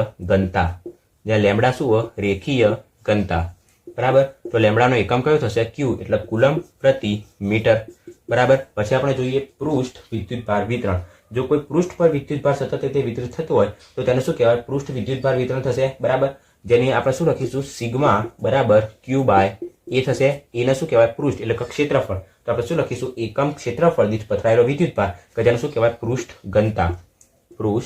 ઘનતા જ્યાં સિગ્મા જે રહ્યો એ શું હોય પૃષ્ઠ ઘનતા કે જેનો એકમ શું થશે કુલમ્બ પ્રતિ મીટર સ્ક્વેર હવે આપણે જોઈએ કદ વિદ્યુતભાર વિતરણ તો કદ વિદ્યુતભારમાં શું કહેવાય કદ વિદ્યુતભાર વિતરણમાં કે જો કોઈ કદ પર વિદ્યુતભારનું વિતરણ સતત થતું હોય તો તેને શું કહેવાય કદ વિદ્યુતભાર વિતરણ કહે છે કે જેને શું કહીશું આપણે રો કહીશું રો બરાબર શું થશે ક્યુ બાય વી, જ્યાં વી શું હોય કદ, તો એનો એકમ શું થશે સી પ્રતિ કુલમ પ્રતિ મીટર ક્યુબ. એકમ કદ દીઠ પથરાયેલો વિદ્યુત ભાર જેને શું કહેવાય કદ ઘનતા, જ્યાં રો જે રહ્યો એને શું કહેવાય કદ ઘનતા.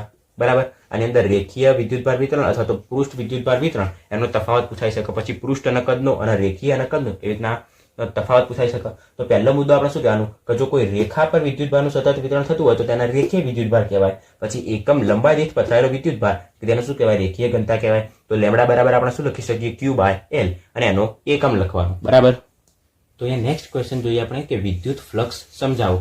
તો વિદ્યુત ફ્લક્સ શું થશે કે બંધ પૃષ્ઠમાંથી પસાર થતી ક્ષેત્ર રેખાઓની સંખ્યા શું કહેવાય વિદ્યુત ફ્લક્સ કહે છે. અહીંયા કોઈ પૃષ્ઠ આપેલું હોય તો આ પૃષ્ઠમાંથી પસાર થતી ક્ષેત્ર રેખાઓની સંખ્યા, અહીંયાથી 3 ક્ષેત્ર રેખા પસાર થાય તો એનું વિદ્યુત ફ્લક્સ કેટલું હોય 3 હોય. તો બંધ પૃષ્ઠમાંથી પસાર થતી ક્ષેત્ર રેખાઓની સંખ્યા કે જેને શું કહેવાય વિદ્યુત ફ્લક્સ કહે છે. અથવા તો બીજી વ્યાખ્યા આપેલ છે કે આપેલા વિદ્યુત ક્ષેત્ર E અને ક્ષેત્રફળ સદિશ એટલે એને શું કહેવાય એ, જેના અદિશ ગુણાકારને ફ્લક્સ કહે છે. પછી ફ્લક્સને શેના તરીકે દર્શાવાય ફાઈ તરીકે. તો ફાઈ બરાબર આપણે શું લખી શકીએ વિદ્યુત ક્ષેત્ર E અને ક્ષેત્રફળ સદિશ A. તો E ઇન્ટુ A તેના અદિશ ગુણાકારને શું કહેવાય ફ્લક્સ કહે છે. તો ફ્લક્સ ફાઈ બરાબર E ઇન્ટુ A. એનો અદિશ ગુણાકાર છે તો ફ્લક્સ કેવી રાશિ કહેવાય અદિશ રાશિ કહેવાય. બરાબર. ફ્લક્સ એ અદિશ રાશિ. પછી ફ્લક્સના આપણે એકમો જોઈએ તો ફ્લક્સનો એકમ કયો થશે અહીંથી આનો એકમ અને આનો એકમ થશે તો કેટલો થશે આનો વિદ્યુત ક્ષેત્રનો એકમ કેટલો થાય ન્યૂટન મીટર સ્ક્વેર ભાગ્યા કુલમ, જ્યાં વિદ્યુત ક્ષેત્રનો એકમ શું થશે ન્યૂટન પ્રતિ કુલમ અને એ એટલે કે ક્ષેત્રફળનો એકમ થશે મીટર સ્ક્વેર. તો ન્યૂટન મીટર સ્ક્વેર ભાગ્યા કુલમ. બીજો એકમ આપણે લખવો હોય તો એ શું લખી શકાય વોલ્ટ ઇન્ટુ મીટર. અને પછી ત્રીજો એકમ લખવો હોય તો એ શું થશે જૂલ મીટર ભાગ્યા કુલમ. અને ફ્લક્સનો સૌથી મેઇન એકમ કયો છે વેબર. બરાબર. તો ફ્લક્સ ફાઈ બરાબર આપણે શું લખી શકીએ ઈએ. ફ્લક્સ એ અદિશ રાશિ છે અને એનો એકમ થશે ન્યૂટન મીટર સ્ક્વેર ભાગ્યા કુલમ અથવા વોલ્ટ ઇન્ટુ મીટર અથવા તો જૂલ મીટર પ્રતિ કુલમ અને એનો મેઇન એકમ છે વેબર. બરાબર. આપણે આનું પારિમાણિક સૂત્ર લખવું હોય તો ફ્લક્સનું પારિમાણિક સૂત્ર શું થશે M1 L3 T-3 અને A-1. બરાબર. હવે આપણે જોઈએ સૂક્ષ્મખંડ સાથે સંકળાયેલું ફ્લક્સ કેટલું થાય. તો સૂક્ષ્મખંડ સાથે સંકળાયેલું ફ્લક્સ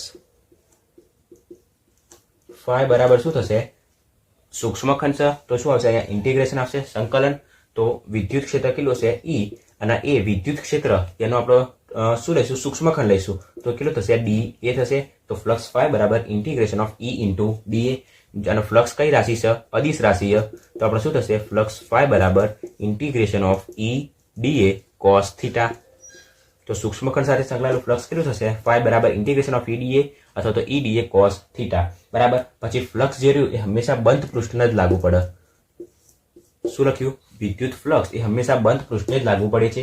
પછી જો બંધ પૃષ્ઠ જે રહ્યું આ બંધ પૃષ્ઠમાંથી પસાર થતી ક્ષેત્રરેખાની સંખ્યા વધારે હોય તો ફ્લક્સ કેવું છે વધારે, અને જો ક્ષેત્રરેખાની સંખ્યા ઓછી હોય તો ફ્લક્સ ઓછું હોય. જો બંધ પૃષ્ઠમાંથી કોઈ ક્ષેત્રરેખા પસાર ના થાય તો વિદ્યુત ફ્લક્સ કેટલું હોય શૂન્ય હોય. તો નેક્સ્ટ ક્વેશ્ચન આવેલો છે કે ગાઉસનો નિયમ અથવા તો ગોસનો નિયમ. આ ક્વેશ્ચન પણ એકદમ મોસ્ટ ઇમ્પોર્ટન્ટ છે, એકદમ સરળ રીતે સમજીએ. તો સૌપ્રથમ આપણે અહીંયા એક ઘન લઈશું. બરાબર.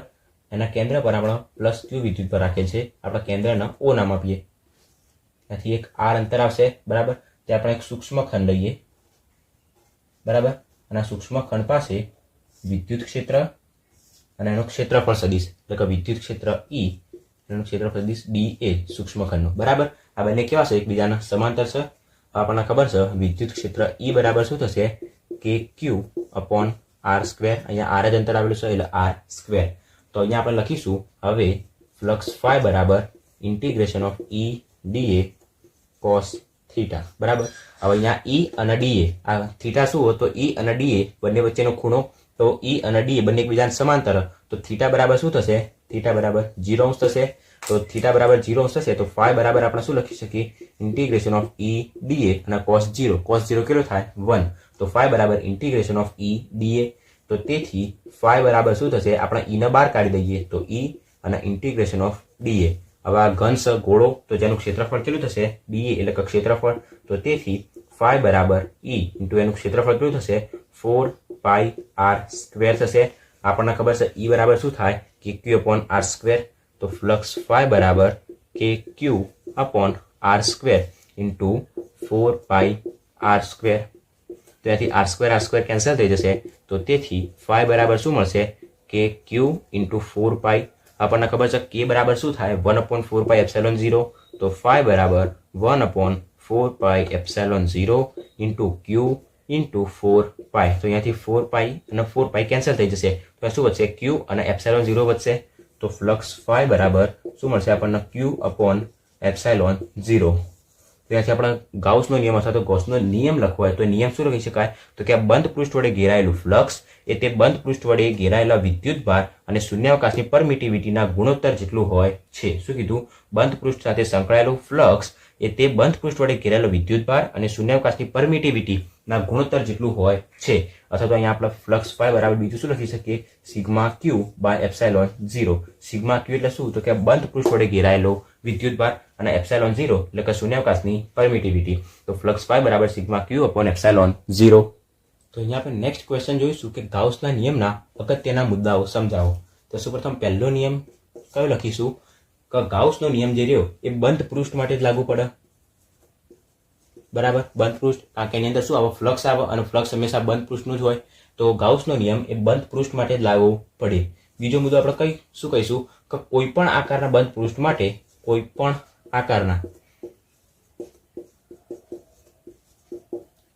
આકારનું બંધ પૃષ્ઠ હોય તો એના માટે ગાઉસનો નિયમ લાગે. શું કહીશું કે કોઈ પણ આકારના બંધ પૃષ્ઠ માટે ગાઉસનો નિયમ લાગુ પાડી શકાય છે.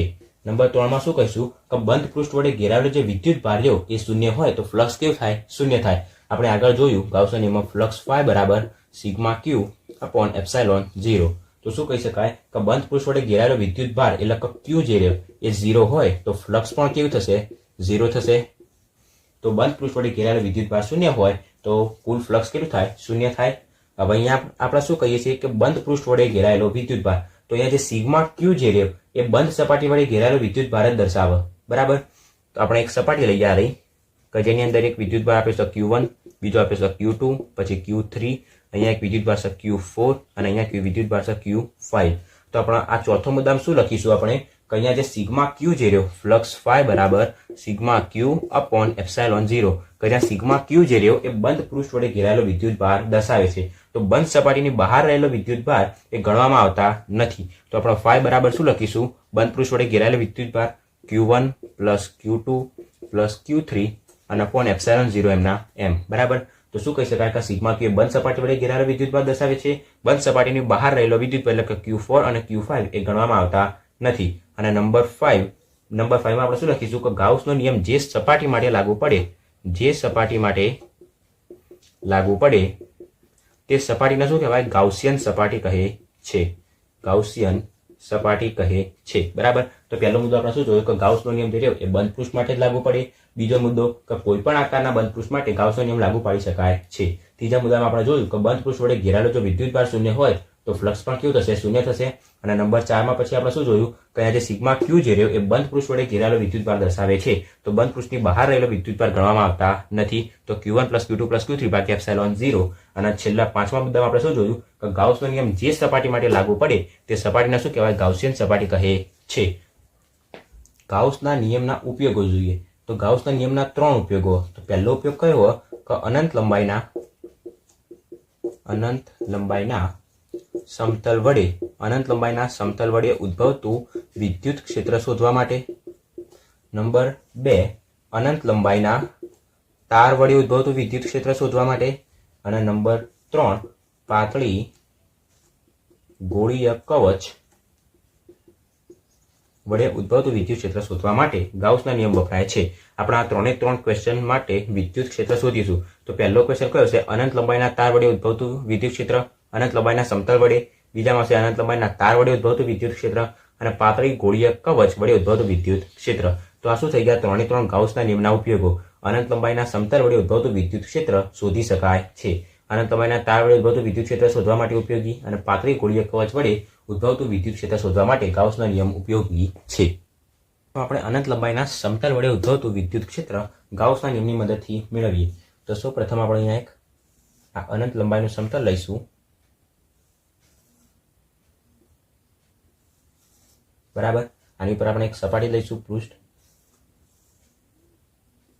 કે જેની અંદર ધન વિદ્યુતભાર હશે.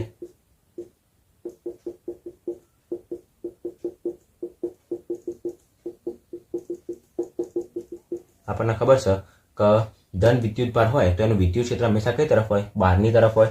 તો આનું વિદ્યુત ક્ષેત્ર E, આનું પણ વિદ્યુત ક્ષેત્ર E, બધા કેવા હશે? બહારની તરફ હશે.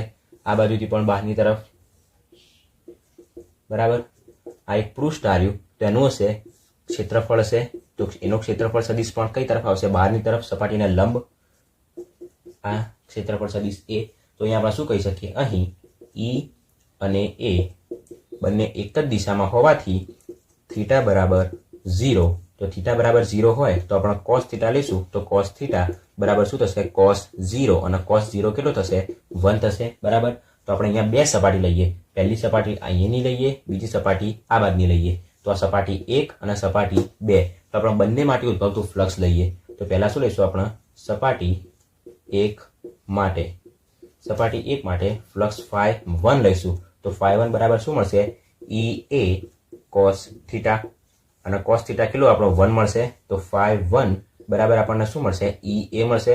આપણે આના સમીકરણ નંબર 1 આપીશું. હવે આપણે સપાટી 2 માટે લખીએ. સપાટી 2 માટે, તો સપાટી 2 માટે φ2 લઈશું ફ્લક્સ. તો ફ્લક્સ φ2 બરાબર શું થશે? EA cos theta. તો ફ્લક્સ φ2 બરાબર પણ આપણને શું મળશે? EA જ મળશે. અને આપણે સમીકરણ નંબર 2 લઈએ. બરાબર. તો હવે આપણે કુલ ફ્લક્સ શોધીએ. લખીશું કે કુલ ફ્લક્સ φ બરાબર φ1 પ્લસ φ2 થશે. તો તેથી કુલ ફ્લક્સ φ બરાબર Q1 કેટલો છે? EA, અને પ્લસ φ1 કેટલો? EA, અને φ2 પણ કેટલો? EA. તો તેથી ફ્લક્સ φ બરાબર શું થશે? 2 ટાઈમ EA થશે. બરાબર. હવે આપણે આના સમીકરણ નંબર 3 આપીએ. આપણે ગાઉસના નિયમની મદદથી શોધવાનું ફ્લક્સ વિદ્યુત ક્ષેત્ર. તો આપણે ગાઉસનો નિયમ લગાવીશું. તો ગાઉસના નિયમ અનુસાર ફ્લક્સ φ બરાબર શું થશે? સિગ્મા Q અપોન એપ્સાઇલોન 0, અથવા તો Q અપોન એપ્સાઇલોન 0 લખીએ. બરાબર. હવે આપણે સતત વિતરણ હતું એની અંદર આપણે સૂત્ર જોયું હતું કે પૃષ્ઠ વિતરણ સિગ્મા બરાબર Q બાય A. તો અહીંયાથી આપણે Q બરાબર શું લખી શકીએ? સિગ્મા A લખી શકીએ. તો અહીંયા આપણે φ બરાબર શું મળશે?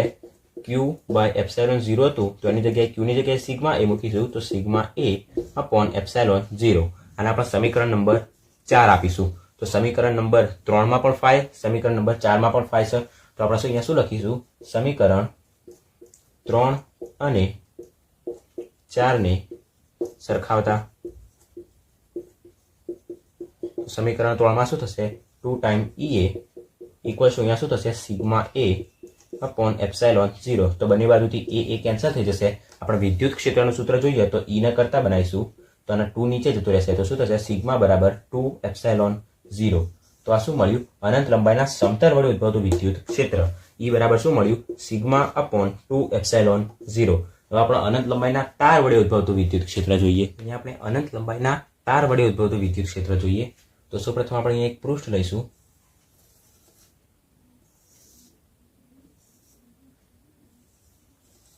અને આ પૃષ્ઠની અંદર આપણે શું લઈશું? એક અનંત લંબાઈનો તાર લઈશું.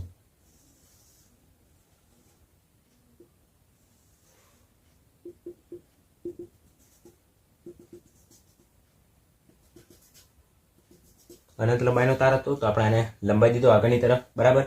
અહીંયા શું હશે? પ્લસ વિદ્યુતભાર હશે, અને વિદ્યુત ક્ષેત્ર રેખાઓ કઈ તરફ હોય? બહારની તરફ હશે.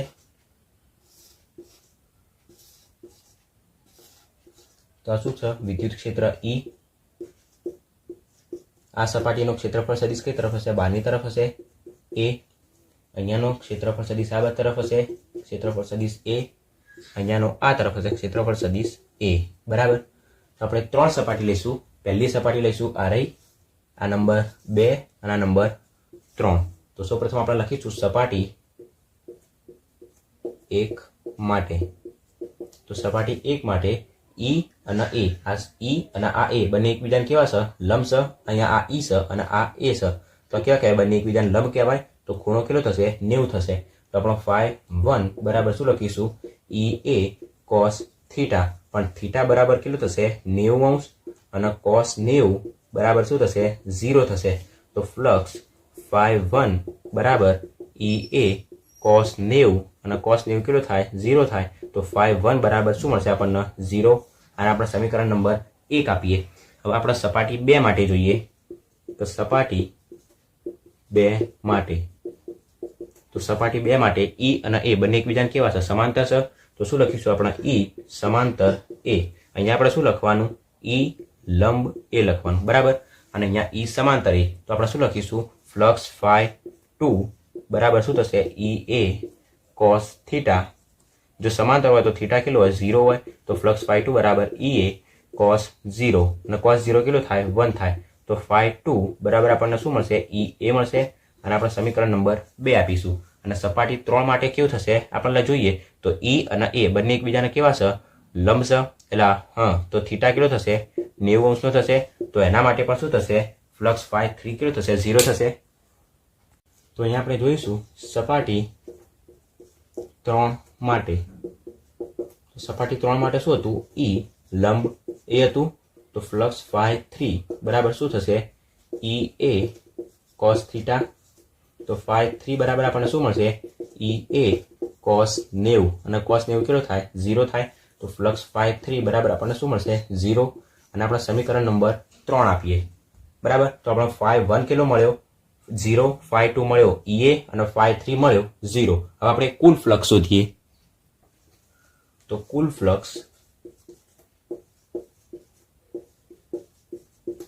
φ બરાબર શું થશે φ1 પ્લસ φ2 પ્લસ φ3 તો φ બરાબર શું થશે આ 0 પ્લસ આ કેટલું હતું EA અને પ્લસ આ પણ હતું 0 તો તેથી ફ્લક્સ φ બરાબર આપણને શું મળ્યું EA અને આપણે સમીકરણ નંબર આપીશું 4 બરાબર તો φ બરાબર આપણને અહીંયા શું મળ્યું EA આપણે ગાઉસના નિયમની મદદથી શોધવાનું છે તો આપણે ગાઉસનો નિયમ લઈશું તો શું લખીશું ફ્લક્સ φ બરાબર Q/ε0 હવે આપણે જોઈ હતી રેખીય ઘનતા લેમ્ડા બરાબર શું થતું હતું Q/L થતું હતું એકમ લંબાઈ દીઠ પથરાયેલો વિદ્યુતભાર તો આપણે Q બરાબર શું લખીશું આ L ને અહીંયા ગુણીશું તો Q બરાબર લેમ્ડા L તો અહીં આ સમીકરણમાં આપણે Q બરાબર લેમ્ડા L મૂકીએ તો તેથી ફ્લક્સ φ બરાબર શું થશે લેમ્ડા L/ε0 અને આપણે સમીકરણ નંબર આપીશું 5 બરાબર તો અહીંયા આપણે લખીશું સમીકરણ 4 અને 5 બંનેની અંદર 5 છે તો લખીશું કે સમીકરણ 4 અને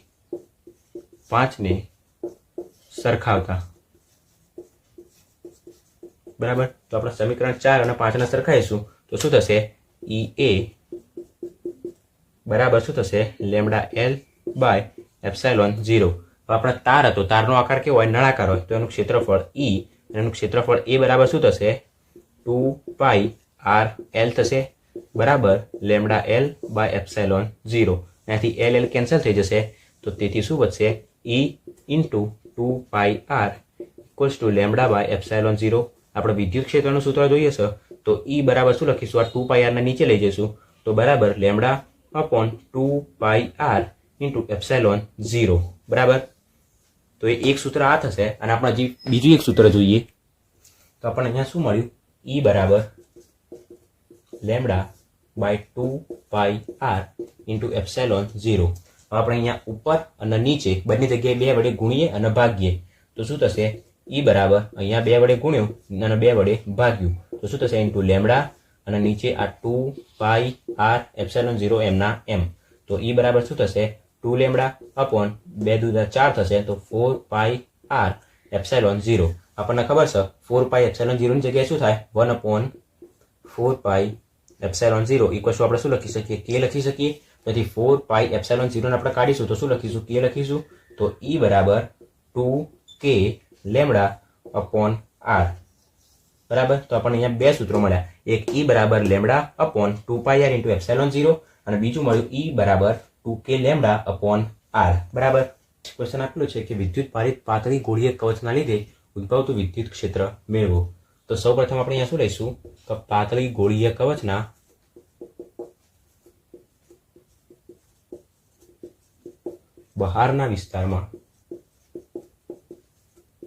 બહારના વિસ્તારમાં ઉદ્ભવતું વિદ્યુત ક્ષેત્ર બરાબર તો સૌપ્રથમ આપણે અહીંયા એક પાતળી ગોળીય કવચ લઈએ બરાબર તો જેની બહાર ધન વિદ્યુત ભાર વિતરાયેલો છે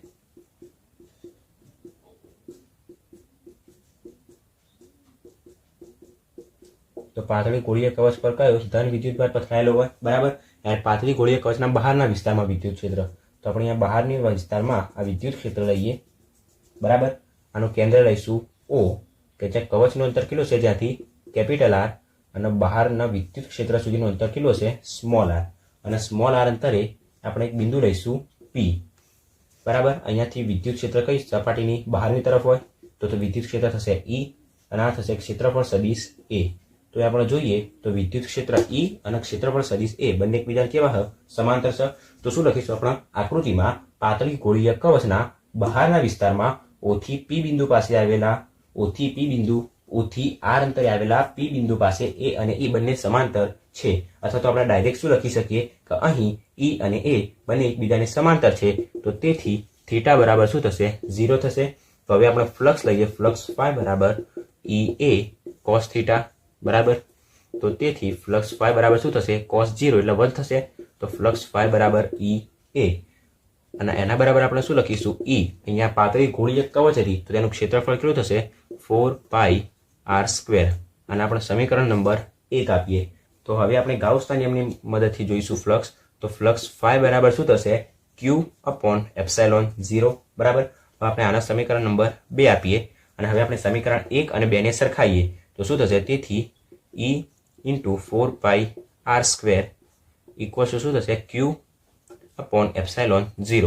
આપણે આગળ જોયું હતું સિગ્મા બરાબર શું થતું હતું, સિગ્મા બરાબર પૃષ્ઠ ઘનતા સિગ્મા બરાબર Q/A થતું હતું. તો અહીંયાથી Q બરાબર શું લખી શકીએ, આપણે સિગ્મા A લખી શકીએ. તો અહીંયા શું લખીશું, Q ની જગ્યાએ આપણે સિગ્મા A લખીશું. તો અહીંયા શું થશે, તેથી E × 4πr² equals to Q ની જગ્યાએ આપણે શું મૂકીશું, સિગ્મા A/ε0, બરાબર. આપણે એને કરતા બનાવીશું તો શું થશે, તેથી E બરાબર સિગ્મા A. હવે અહીંયા આપણે E ની જગ્યાએ શું લખીશું, આપણે નળાકાર હતું તો એ જ લખીશું, પણ જેની ત્રિજ્યા કેટલી હતી, 4πr² થશે. અહીંયા સ્મોલ r² લીધો, આપણે કેપિટલ R² લઈશું. તો શું થશે, 4π કેપિટલ R² અપોન આ 4πr² નીચે આવશે, 4πr² × ε0, બરાબર. તો તેથી E બરાબર અહીંયાથી 4π કેન્સલ થશે. તો શું થશે, sigma r² upon ε0 × small r². તો આ શું મળ્યું આપણને, પાતળી ગોળીય કવચના બહારના વિસ્તારમાં વિદ્યુત ક્ષેત્ર મળ્યું. તો બહારના વિસ્તારમાં આપણા E ચલે છે, શું કહી શકીએ, 1/r², સ્મોલ r², બરાબર. હવે આપણે શું કહીએ, પાતળી ગોળીય કવચના અંદરના વિસ્તારમાં વિદ્યુત ક્ષેત્ર જોઈએ. તો અહીંયા આપણે પાતળી ગોળીય કવચ લઈશું, બરાબર, કે જેના ઉપર શું હશે, ધન વિદ્યુતભાર પથરાયેલો હશે.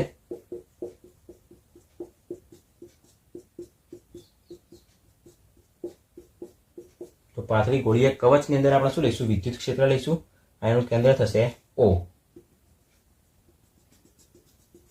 બરાબર. તો અહીંયાથી આ પાતળી ગોળીય કવચ અને આ વિદ્યુત ક્ષેત્ર બંને વચ્ચેનું અંતર લઈશું. આ અંતર કેટલું થશે, કેપિટલ R અને આ અંતર થશે સ્મોલ r, બરાબર. આપણે અહીંયા બિંદુ લઈશું P. તો આકૃતિમાં એક પાતળી ગોળીય કવચના અંદરના વિસ્તારમાં O થી R અંતરે આવેલા P બિંદુ પાસે, બરાબર. આપણે શું લીધું, એક વિદ્યુત ક્ષેત્ર લીધું. તો હવે આપણે શું કહી શકીએ કે આકૃતિમાં પાતળી ગોળીય કવચના અંદરના વિસ્તારમાં O થી R અંતરે આવેલા P બિંદુ પાસે જો આપણે અહીંયા એક ગાઉસિયન સપાટી લઈએ, ગાઉસિયન સપાટી લઈશું તો તેના વડે કોઈ વિદ્યુતભાર ઉત્પન્ન નહીં થાય, બરાબર. શું કીધું આપણે, આકૃતિમાં પાતળી ગોળીય કવચના અંદરના વિસ્તારમાં O થી R અંતરે P બિંદુ પાસે જો આપણે ગાઉસિયન સપાટી લઈશું તો કોઈ વિદ્યુતભાર ઉત્પન્ન થતો નથી, બરાબર. જો વિદ્યુતભાર ઉત્પન્ન ના થાય તો તેથી આપણે શું કહી શકીએ, Q બરાબર 0. હવે Q બરાબર 0 તો આપણે ફ્લક્સ phi બરાબર લઈએ Q/ε0. તો શું થશે, ફ્લક્સ કેટલું થશે, 0 થશે. અને હવે આપણે બીજું ફ્લક્સ લઈએ, ફ્લક્સ phi બરાબર EA. તો ફ્લક્સ 0 છે તો બરાબર E × A. તો તેથી આપણે E ના કરતા બનાવીએ તો E બરાબર પણ શું થશે, 0 થશે, બરાબર. તો અહીંયા આપણે શું કહી શકીએ કે પાતળી ગોળીય કવચના અંદરના વિસ્તારમાં વિદ્યુત ક્ષેત્ર મળે નહીં, એટલે કે કેટલું હોય, વિદ્યુત ક્ષેત્ર 0 હોય, બરાબર. શા માટે, કારણ કે P R અંતરે આપણે P બિંદુ લઈશું, P પાસે આપણે ગાઉસિયન સપાટી લઈએ તો ત્યાં આગળ વિદ્યુતભાર ઉત્પન્ન થતો નથી. જો વિદ્યુતભાર 0 હોય તો ફ્લક્સ પણ 0 થશે અને ફ્લક્સ 0 હશે તો વિદ્યુત ક્ષેત્ર કેટલું થશે, 0 થશે. તો પાતળી ગોળીય કવચના અંદરના વિસ્તારમાં વિદ્યુત ક્ષેત્ર કેટલું થાય, 0 થાય. તો હવે આપણે અહીંયા પાતળી ગોળીય કવચની સપાટી પર વિદ્યુત ક્ષેત્ર જોઈશું. તો આપણે અહીંયા પાતળી ગોળીય કવચ લઈશું અને એની સપાટી હશે એના ઉપર જ આપણે વિદ્યુત ક્ષેત્ર જોઈશું. તો અહીંયા પોઈન્ટ આપીશું O અને ત્રિજ્યા કેટલી થશે R થશે. તો એનું વિદ્યુત ક્ષેત્ર પણ શેના અંતર થશે આના ઉપર જ હશે તો એનું અંતર પણ કેટલું થશે કેપિટલ R જ થશે. તો આપણે એની પાતળી ગોળીય કોચની સપાટી પર વિદ્યુત ક્ષેત્ર જોઈશું તો E બરાબર શું થશે કે Q અપોન R સ્ક્વેર અથવા તો E બરાબર આપણે શું લખીએ K ની જગ્યાએ 1/4πε0 into Q upon R square. બરાબર અહીંયા આપણે કેપિટલ R લીધો તો શું લઈશું કેપિટલ R જ લઈશું R સ્ક્વેર.